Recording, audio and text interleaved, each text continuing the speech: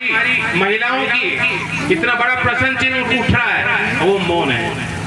कल के दिन एक तरफ महिलाएं बुला रही हैं, आह्वान कर रही हैं कि जो समाज के बुद्धिजीवी हैं वो सामने आए, हम उनका संरक्षण चाहते हैं, देश की राजधानी में बुलावा कर रही हैं। और दूसरी तरफ ये देश की नई संसद भवन का भी उद्घाटन होने जा रहा है। मैं आपसे पूछता हूँ, क्या आपने मांगा था? क्या किसी सांसद ने मांगा था कि हमें नई इमारत दे दीजिए? कि पुरानी जर्जर हो गई है, पुरानी में हमसे बैठा नहीं जाता, हम बैठ के वहाँ बहस नहीं कर सकते, देश के लिए फैसले नहीं ले सकते। नई संसद भवन का की मांग कहाँ से हुई? किसी ने मांग नहीं करी, किसी ने नहीं सोचा, किसी ने मांग नहीं करी। सरकार ने हजारों करोड़ रुपए लगा दिए। वो पैसा का सदुपयोग और क्षेत्रों में हो सकता था।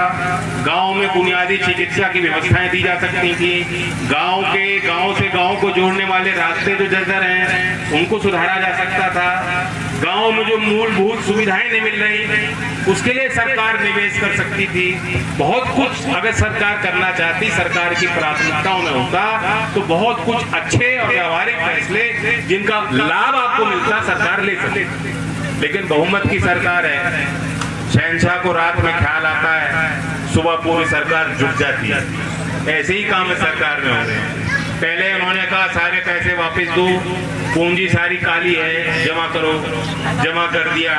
फिर 2000 रुपए का नोट ले आए, हजारों करोड़ रुपए उस नोट को बनाने और छपाने और आप तक पहुंचाने में खर्च हो गए। वो भी आप ही का पैसा है, आप ही की पूंजी है। अब कह रहे 2000 रुपए का नोट खराब हो गया, उसे वापस मंगो।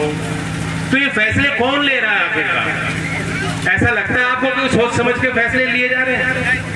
सरकार कह रही है कि किसान की आय दुगनी करनी है, आय दुगनी करनी है तो भाव तो दो। ये तो देख लो, तहकीकात कर लो, चाहे धान की फसल हो, चाहे सरसों की हो, आप गन्ने की फसल तो यहाँ नहीं, गन्ने की फसल की जो पैदावार जिस क्षेत्र में होती है वहां की जानकारी भी आपको। किस किसान के साथ न्याय हो रहा है? आलू के किसान घाटा ही घाटा देखा उन्होंने, फायदा नहीं देखा।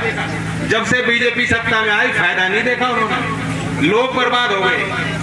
तो किसान की लागत बढ़ रही है। उत्तर भारत में सबसे महंगी बिजली आपको मिल रही है।